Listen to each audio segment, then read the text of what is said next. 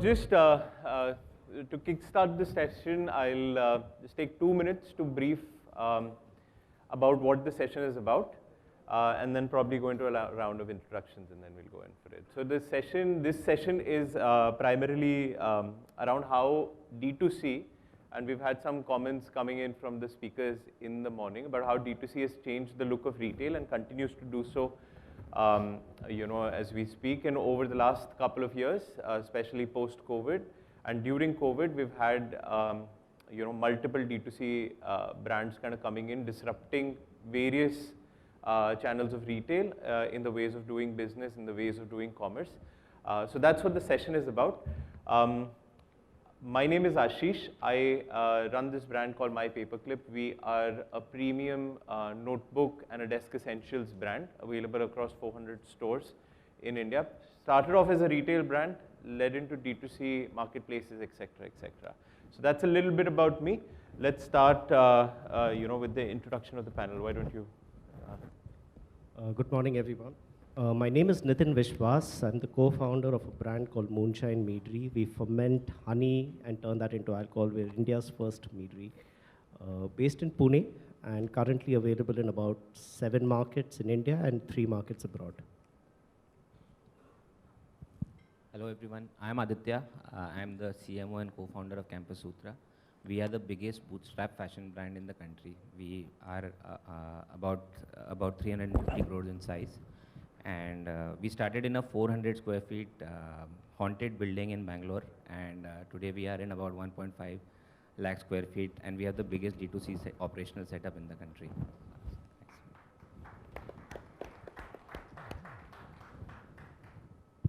Hi everyone, this is Beenal, and I head marketing for a brand called Macmerize. We were one of the first licensees for Disney, Marvel, Star Wars in India.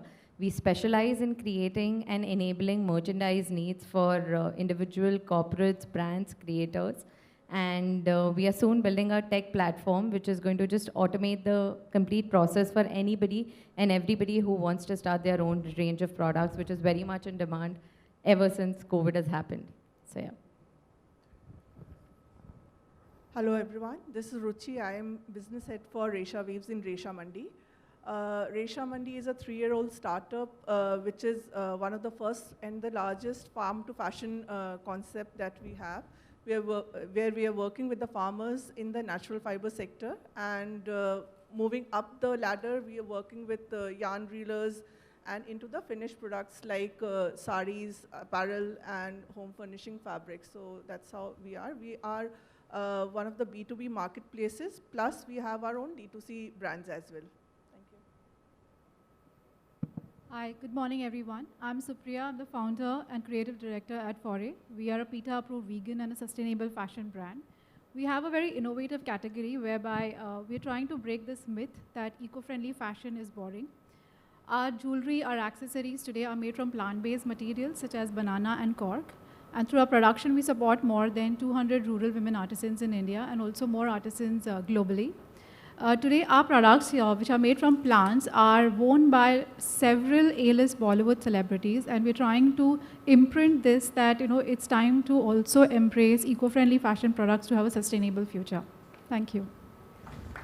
Great, so superb. Great to have you guys. I think it's a very diverse panel with you not being in D2C, predominantly D2C brands, and a mix of both also. So if we look back about 2 to 3 years from now, and what we look at the current situation, we see that a lot of the current market is becoming a very phygital, so to say, right? It's there's a lot of speak about D2C. There's social commerce. There is, of course, traditional retail brands. And a mix of all of this is happening. It's very dynamic, right? So, as an example of my brand, we started off as a retail brand, and then, currently serving our customers through the D2C and all of that space. I'm sure those examples are there with you guys as well. So, with the world becoming more phygital now, I'll start off with you, Aditya, since you're in both categories, online and offline. what are some of the things that you're looking at in this space? How are you building your strategies in terms of growth? The market is also correcting itself now. The CACs are going high in the D2C space. So, what do you think? The next 2 years to 5 years is for a brand like you who operates in both the spaces. So my take on this is that any brand should be channel agnostic. As long as and always you should be on pursuit of growth. We being a bootstrap brand, I think growth along with profitability has been one of the biggest factors for us. When I say channel agnostic, D2C is one channel which has really grown in the last 2-3 years. But with CACs going down, number one focus online should be on retention, and also exploring new channels. For example, influencer is one. There are also tie-ups and affiliates are one. So these are channels that you can focus to grow your online business. Offline, I think there is a challenge in every channel that you go. So for example, there is a challenge in EBOs where it is very capital intensive. The channel of LFSs, there are a lot of large format stores like Lifestyle, Shop Stop. In the fashion industry, there are a lot of gatekeepers. So that's another challenge. And general trade, there is a challenge because it's a nuts and bolts business. You have to follow up every day for payments, push the right product and all of that. So, and the biggest problem with offline is that, it's difficult to scale.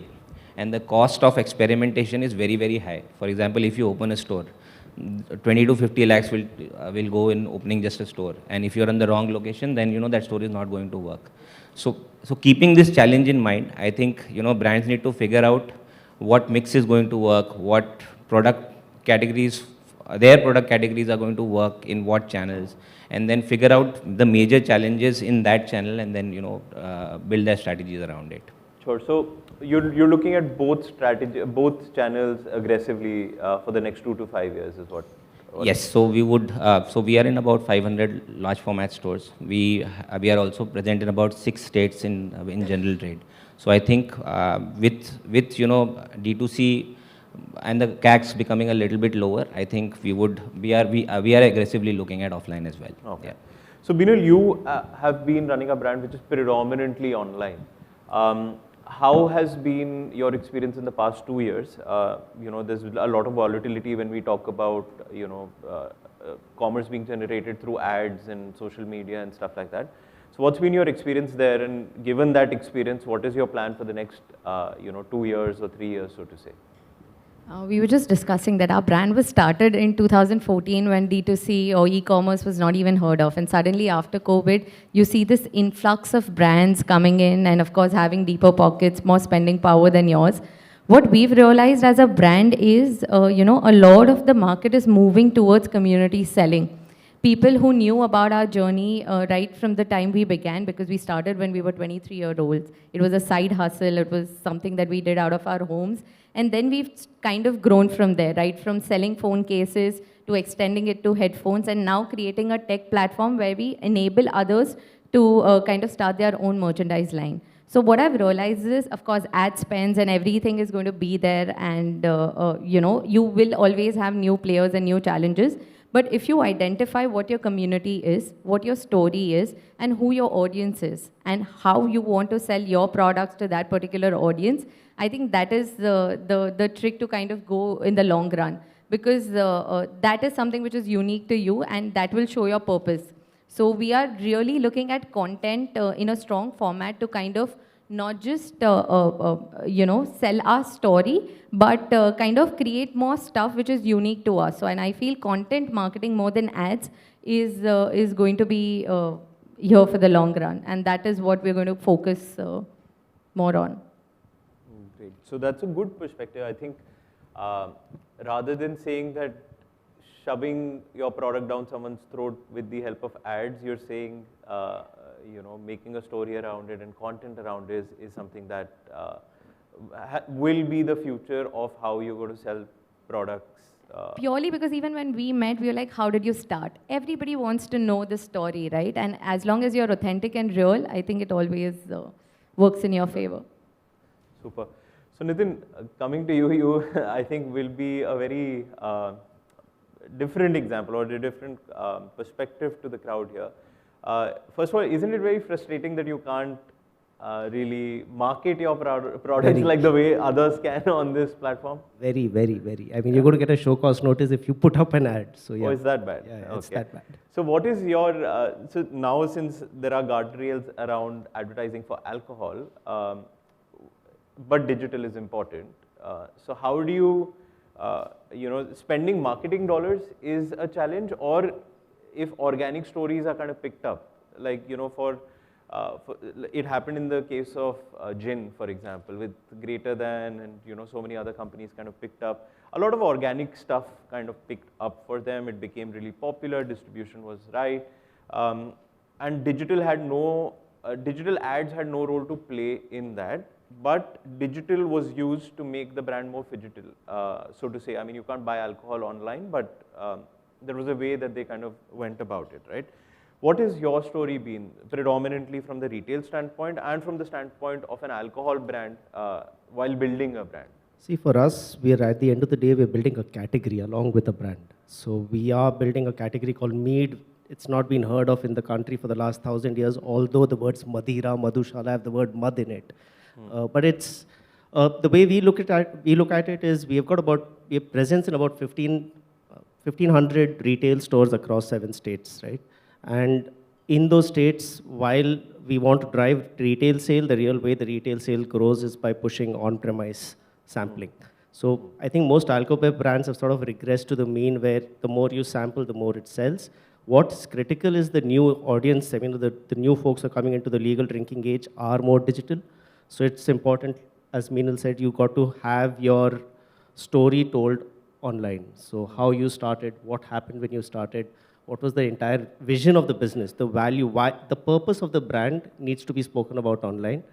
In our case, it is essentially solving honey consumption, right? Beekeepers are dwindling in India, climate change is real. And for us, we consume about 7 to 10 tons of honey a month. So for us, talking about where we source and how we source becomes critical from an online perspective, because purpose leads to trials in on-premise, which leads to sale in retail. So for the next 2 years, you will see us double-clicking on just the reason why we are here. I mean, it's to get you high for sure, but to get you high responsibly, and therefore how. So is it safe to say that, while D2C brands are spending a lot of money on marketing dollars to promote their products and, all of that is happening, you're doing physical events, creating that content on the ground and then sharing that and hoping for it to be organically picked up? Yes, that's exactly the way you're going about it. Okay, it. but I think all of the other D2C brands should also learn a few things from you and not just spend money on marketing dollars, as Beenal also. I think the online cost of acquisition is going up because everybody can replicate what you're doing. So what happens is even folks like Sugar, Bombay Shaving Company, all the cosmetic brands, I'm using them as an example, they've all finally come down to setting up their own stores. I've heard Mamaearth is also setting up their own store now. So finally, at the end of the day, if you want to address the mass or even the premium mass, they're finally going to discover you online. I mean, the 30-odd thousand people who follow Moonshine aren't the consumer base. We have a much larger consumer base that goes beyond Instagram, and therefore that's where on-premise, off-premise is where we find them. No, I'm sure, I was talking to one of the large D2C brands founder very recently, and he happened to point out that, after a point, spending money on ads is as volatile as investing in Bitcoin, because it's fluctuating so much, so rapidly, and, you can't really base a business model just on the basis of ads. I mean, it'll give you the initial sales and all of that, but to have it reoccurring and having a large or a longer LTV is a much deeper conversation and much deeper efforts than we can see. But on that point, I mean, Supriya, the questions to you, there are a lot of D2C brands, and you're predominantly in the D2C space predominantly, and not just retail, disrupting a lot of retail-oriented brands that were there in this space, since a very long time. What are the matrices that you look at in terms of scaling up your overall business solely from the point of view of D2C? For example, A lot of companies look at LTVs, lifetime values of a customer, or looking at reducing CACs, or various matrices like this, returning customer rates, average order values. What are those 3 or 4 matrices that you look at, and then how are these matrices actually aligned to the actual product that you're trying to create or the story that you're trying to sell? So how do you correlate these two, and what are the matrices that you follow? For us, because we started an innovative category, we needed to create a lot of awareness. And for that, the story would be best if it is told by us. And that was one of the reasons why we wanted to be only on our website and not on marketplaces where you are just lost amongst various other brands. Because, like I said, we make products from plant-based materials. We are an innovative category. We are the first brand to do that. And so the story started with the D2C penetration. Now, when it comes to the metrics that we look at, definitely we look at LTV, AOV, and lastly, we always focus on the unit economics.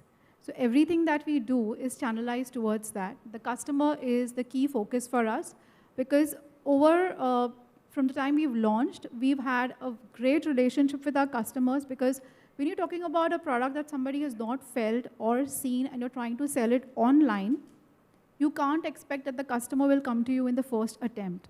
So we have a constant connect with the customers, we talk to them, and that has helped us a lot because today the customer trusts us, and most of the times they don't even go to the website to buy, but it's usually happening even on a WhatsApp conversation at times because they know us now and they understand from where we are coming. And that has really, so the customer, around the customer, all the matrices are built around that. The metrics follows from that. So to answer your question, yes, it's LTV, AOV, and the retention is usually what is at play. Okay. So, Ruchi, the question is also to you. I mean, you actually, as Resha Mandi, you look at a large supply chain as well, not just selling the final product, right? So there's integration at the back end and the front end as well. What are your, I mean, these matrices might be very different for you as compared to just plainly a D2C brand because you also operate in the retail and the other side of the supply chain, right? So what are those things that you look at when you have to take decisions around scaling up your brand, which is omni-channel as well?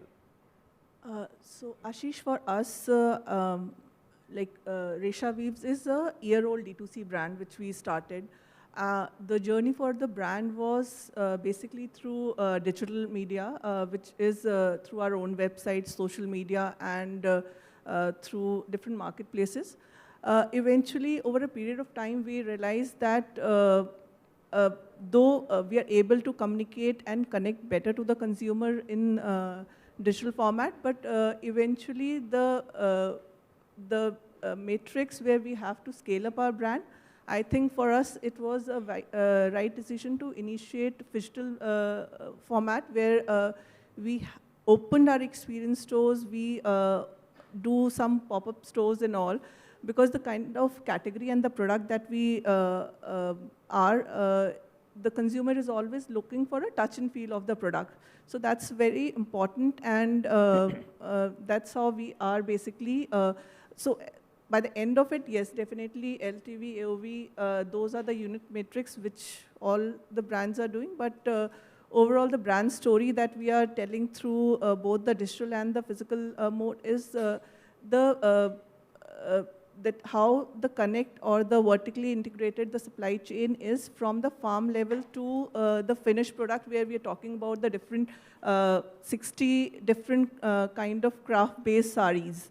So that bringing those things closer to the customer, talking about the craft, something like a Urmul craft in Gujarat.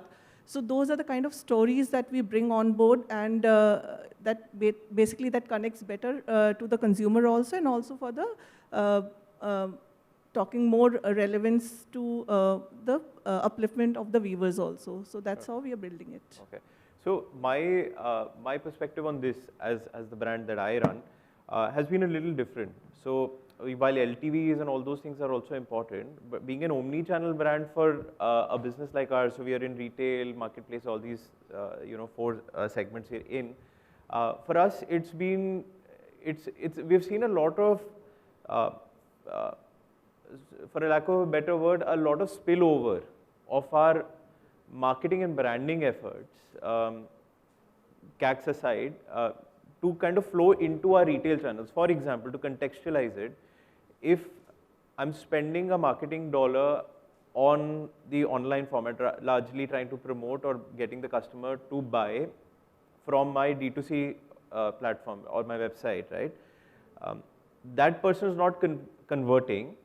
My CACs are increasing substantially. But what I've seen is whenever our marketing spend increases, or the stories and the content and the organic content kind of pushes up, we surprisingly see a large jump in our retail segment without doing any additional effort out of that. So Aditya, is that been a similar story for you? Like, after a point, after you grow at a certain point, like for example, there are single product brands, right? That's selling only this thing, right? For you, it's a wide spectrum of things. So from just selling a product, you're selling a category now. Have you seen you spending X amount of money on brand advertising, not just product advertising, so brand advertising, leading to your other channels of sale picking up without you doing any additional efforts towards it? I mean, I would like to tie it up with the last question and, kind of take you there. So, I have a little different approach when it comes to, one, tracking LTV and all of that. First of all, we don't track LTV. I think LTV is very, very difficult to figure out. It's a number that you can, that has various mathematical models around it, but it is very, very difficult to find out that if a person has bought from you, ये आप कितनी बार खरीदेगा और जिंदगी भर में कितना, मतलब it's very, very difficult, so subjective, right? So, we don't track it. And predominantly, my hypothesis is that, how brands, at least in fashion, how brands are built in India is, initially पहले distribution बहुत important था. So distribution was one big thing where HULs and all of that build their own distribution. But fashion में क्या हो रहा था कि usually you either bring a brand from US or Europe and market it in India. That was one way. Second way was to get a celebrity and do a celebrity-based brands. And third way is how we built. तो हमने usage पे बनाया. For example, there are about 1.5 crore customers that we have experienced our brand, right? So we have not spent a single rupee on brand marketing till date. We have been a very, very frugal company when it comes to brand marketing, but we build branding by association. So for example, in Lifestyle or Central, if you see Campus Sutra along with a Jack and Jones or a Levi's counter, that's something which is branding by association. That also drives revenue, but also gives you marketing. And people also build brands by association, saying that this brand is along with some industry leaders, so this brand must be good. So channel decisions we've taken in terms of brand building. And yes, it has a very, very positive rub-off when it comes to e-commerce, because people think that it's a premium brand, and they kind of try to pay a little bit more premium to buy stuff. So we've done such experiments, and I think instead of directly spending on branding and marketing, you should figure out how to piggyback marketing or do branding by association. That's been our approach. So collaboration is your this thing. So if I'm not wrong, you started off predominantly as an online brand, led into offline. Yes, right? we were predominantly online. Actually, we started. It was started by 4 of us, and it was a trip to Goa. So all 4 of us, were working and having corporate jobs, and we went to Goa, and we decided that we want to do something. We want to do a business. So that's where it started. So my leading question to you is, since you started off as an online brand, led into retail, you've done a whole disruption of the topic of this panel, right? There has been a lot of disruption by D2C brands in the retail segment, right? So for all of us, also, what are your 2 or 3 things that you want to or would like to say on the topic that if I'm running a purely D2C brand, when is the right time to also look at omni-channels, or when is the right time to look at retail? And by retail, I don't mean by opening your stores only. I also mean that opening a store-in-store model, right? So when should one founder look at, okay, I'm ready to do that switch or should do that switch? Abhi, what is predominantly happening is that, because online is slowing down, people are figuring out how to go offline. I think that should not be the approach. You should go when you are ready. So for example, if you go too early, you will not have the assortment to sell. Yeah. And if you take some more time and you kind of build that assortment for that channel, you need to be basically ready for that channel. So for example, if you go to LFS or large format stores or shop in shop, you will have to have an assortment. You will have to have the right price points. So what price point might sell at D2C may not sell at large format stores, because there are options along with it. You also need to figure out what channel suits you the most. So for example, if you try to sell ethnic in an ethnic store, it will be very, very difficult, because a lot of people with lower price points might undercut you. So my only the only advice, or how we look at it, is that we don't go and open another channel because one channel is slowing down and we need to kind of figure out avenues of growth. We open a channel when we feel that we are ready as a brand to kind of do that. We have the assortment, we have the price points, we have that channel mix, we have the right team. So first build in that infrastructure and that capability, and then go and attack those channels. Okay. So my next question is to you. Largely, I mean, I know you're not allowed to also go on quick commerce, a very restricted market, but in the beverage space, or in the F&B, not the F&B, but FMCG space largely, the discussion has now moved from retail to e-commerce to quick commerce. Coming from the beverage industry, what are your thoughts on how disruptive is now the quick commerce space? So first of all, I'm the wrong guy to ask this question. But if I have to just sort of hazard an answer, right? What I'm seeing is quick commerce is great, but it's not a must-have. While I know a lot of people are jumping onto this bandwagon, it's only a matter of time that I personally, this is a very, very personal opinion here. I see things going back to, I mean, you don't need a glass of milk probably, but everything else maybe you don't need it in 8 minutes. So for me, I personally don't see that growing, especially since we have a very disruptive and disorganized system, which is yet organized in most societies. So again, wrong person to be asking this question on quick commerce. I haven't really even gotten myself into that. So I'll ask this tough question to Ruchi then, or Supriya or Beenal, whoever, feel free to answer that. Recently, I saw a full-page newspaper ad by Blinkit saying that an iPhone 14 Pro will be delivered to your address within 10 minutes of you ordering it. Now that is quick commerce for an extremely expensive product, and that shift has actually happened, and some people have actually gone ahead and ordered. Do you think the brand plays a role in that? For example, iPhone or Apple is a fairly structured, established brand for people to buy it on Blinkit because the quality is standardized, right? There is no one can give you a faulty iPhone. I mean, you can find a masala ka dabba inside an iPhone, this thing, when you order it on e-commerce. But that aside, one is that. So do you see, any of your brands, and feel free, any one of you to answer, do you see any of your brands coming on quick commerce, or is that a far stretch completely right now? Well, I think that is far stretched right now, because even if you look at the way the quick commerce model has been developed, it is trying to, it is definitely working in the grocery sector from a consumer perspective, but definitely not from a player perspective, because you're talking about higher, higher acquisition, but at the same time there's low margin. So it's right now it's just consumer acquisition, if I may have to put it. But we don't know how it will force consumers to behave in the next few years. If that becomes a habit which is enforced and consumers start reacting to it, it's a different story. Also, to answer your question about Apple, maybe in categories which are high-end, if an urgency is created from a sale perspective, in those cases it might work. But from our brand perspective, it's far away.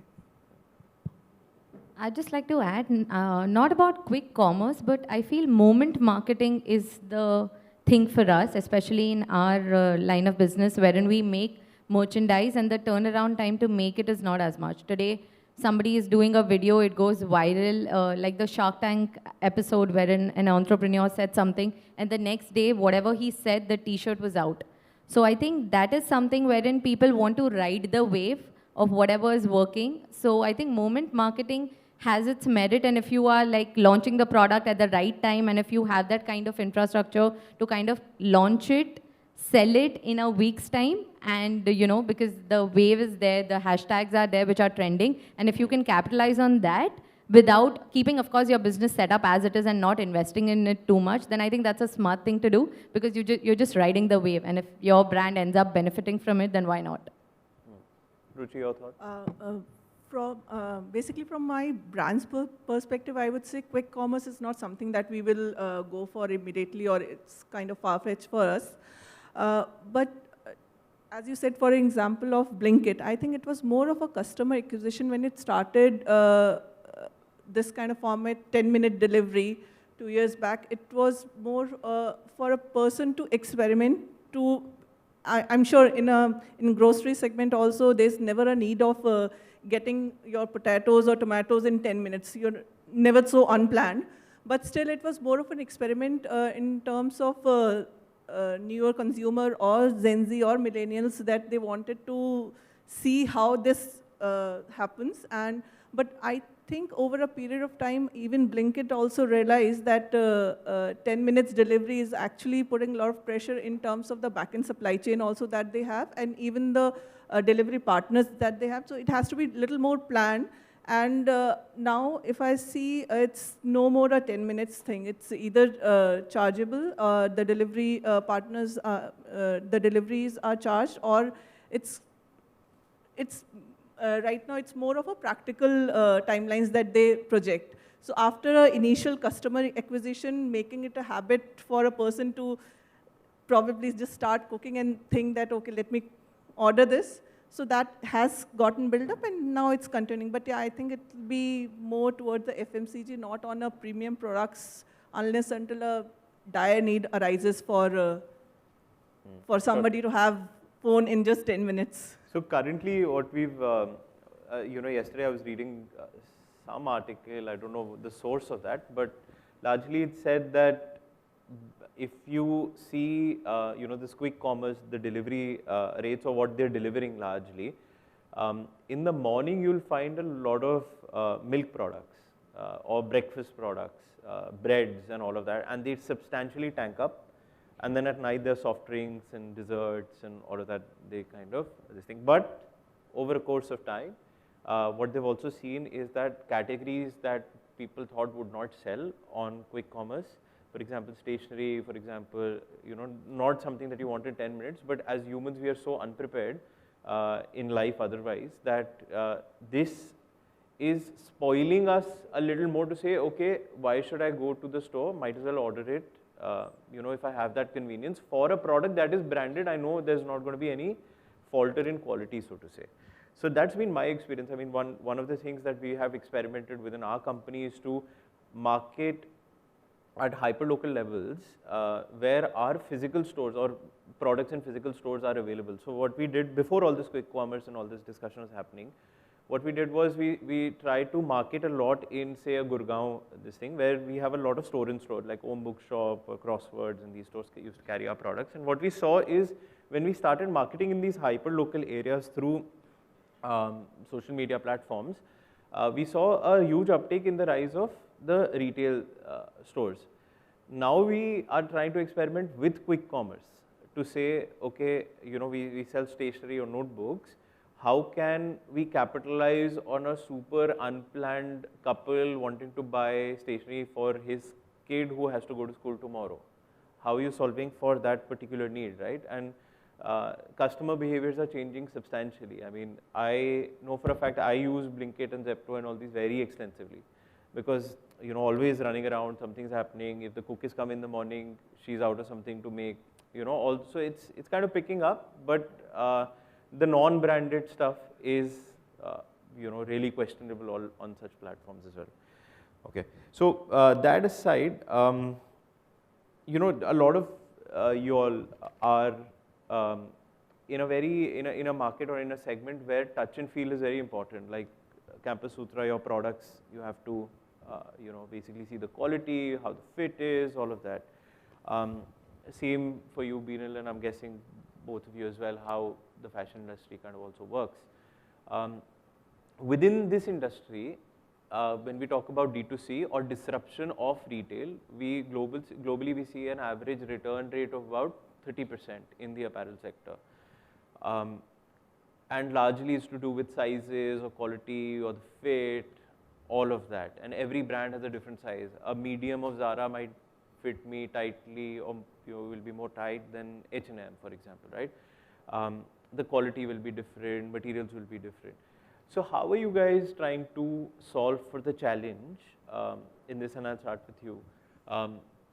How are you trying to solve for a challenge to address these concerns of quality, fit, all of that with the help of technology? And what are some of the challenges that you've seen and how have you solved for those in this space? Actually, global return rates in, suppose North America is about 6-7%. Germany is about 70%.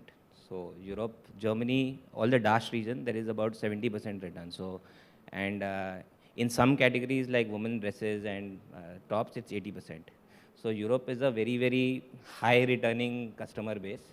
But our experience has been different in different channels. So for example, in D2C, we have about a 4% return rates, which is due to quality. India, the bigger problem is RTOs, where the customer orders without intent and you kind of can't find the customer and the customer, because COD is a payment channel in India. But with tech, we've been able to solve some of the problem, at least in the look and feel department. One, and I think video is the future. So we've integrated a lot of video cataloging, and we show the customer how the product is going to look and drape in different body types. So for example, when it comes to women, and it's a very, very difficult category to get the fit right. So we kind of have the capability of, one, doing video. Second, also, depending on your body size, how the dress is going to drape on you. So, so these are 2-3 things that we do in terms of tech. But having both online offline presence, what it does is somebody goes offline and he sees the quality of the product and the kind of fabrics that we use and stuff. That has a very, very big rub off on the online bit, where people are able to trust that agar Campus Sutra se le rahe hain to acha hi hoga. So there is a quality benchmark that is set. And then we try to tell the story through video. We try to tell the story through different tech capabilities, where how it is going to drape on your body is one capability that we have built. So we are also trying to solve that problem, and I think a lot of tech products are going to come to kind of solve this problem. Okay. So Supriya, any thoughts on that? Time's up, but last words. So we have a similar function, because today we do a lot of men's jewelry as well, where you need a wrist size. And luckily what we have realized is that talking to a customer definitely helps, because we are able to address the pain point, and our return rates are much lower. They're less than 1%, if I have to put it. So COD, RTO, the first layer is definitely the tech. If people respond to that, well and good. If it is not, then the last line of conversation happens through somebody. And that's where we are able to resolve a lot of questions to what kind of material it is, how will the fit be. And it's a gradual course where, like I said, the customer ends up trusting you, and then eventually it results into a sale. Video, like Aditya mentioned, video is definitely something that we are considering at the moment, where you can try to at least address the first level of how the product would really look. We may consider AR tech in the near future, but at the moment we're trying to see within our purview how we can address this thing in a better way. Okay, sounds good. I think that was a good discussion covering the impact of D2C on retail. Thank you for your views and perspectives, and a very diverse perspective and a group here. So thank you for that. Floor open for 1 or 2 questions, and we'll be around to take others. Hello to all the panel members. My name is Akshit. My question to all of you is that a lot of businesses have been shifting more and more towards the D2C type of business. So in that particular scenario, how big does the role of an e-aggregator or an e-marketplace gets? And what can the companies do to avoid misuse of power by these aggregators and marketplaces? So that has been our strategy ever since the beginning. Is most of our ad spends were for getting the consumer on our own website. We always had our own website. Even the first website was, say, on Shopify. And the idea is, as I said, I'm a big believer of stories. So even when you start small, of course, marketplaces is something which can be an extension, which could, of course, lead you to a massive scale. But the idea is to not lay all your eggs in one basket. Always ensure, even if it's a basic, but have your own website first. And then ensure that you have presence across as well, so that you're not dominated. Because the thing with Amazon is, right, I mean, there are players constantly coming in. It's not the scenario which was there probably 8 or 9 years ago. Right now, they are aggressively onboarding. A lot of times we've heard instances wherein a product, if it's doing well, is being launched by Amazon Basics. So to ensure that how your product is unique, you use them as a marketplace to further sell your product, but not be so dependent that if that channel is, say, taken away from you, you come down crashing. So the idea is to kind of be diverse in distribution and how you reach your audience. My name is Ashish Dheer. I have a question for Aditya and others in the panel as well. D2C brands, your journey has been very interesting, and to be a 350 crore plus brand, bootstrapped, I think it's because these days we talk about value creation versus valuation, especially amongst the D2C. So if I were to split a journey, your journey, let's say first 30 crores, turnover, let's say revenue, and then 30 to 300 and 300 and beyond. How has been that journey? Which has been the key challenges in each phase? And what would you advise a typically new D2C brand to reach that initial, when they are entering, what are the key success factors for that first 30 crore, mark? I think fashion, it's very easy to build a 10-15 crore brand. Honestly, fashion is so diverse कि कोई भी एक niche पकड़ो and उसमें आप मतलब अपने website से, marketplace से, कहीं से 10 crore पहुँच जाओगे. But after that point, it becomes very, very difficult. Our journey to 0 to 30 was, one being bootstrap, it was very difficult. Like I said, we started in a 400 square feet Bhutia building in Bangalore. 8,000 रुपये rent था, इसलिए मिला. 32 साल से कोई नहीं था उस बिल्डिंग में. और जब हमने छोड़ा तो उस बिल्डिंग की हर कमरे को हमने रेंट कर लिया था. एंड 400 स्क्वायर फीट से हम 16,000 स्क्वायर फीट पे चले गए थे. सो स्टार्टिंग आउट बहुत फ्रूगल रहना होता है. फैशन में तो at least it's easier to build a 10 crore ब्रांड, but after that you will notice that whatever channel you are in, they will start squeezing you. So for example, if you are in marketplaces, a lot of marketplace will start squeezing you. Acquisition cost might get a little difficult. It's very difficult to scale. Then I think you need to build structure. You need to, one, diversify your channels, and second, build structure to how you are going to sell at different channels. So for us, 0 to 30 journey has been relatively easier than 30 to 300 crore journey, because it is very, very difficult to scale a business from 30 to 300. That's the journey.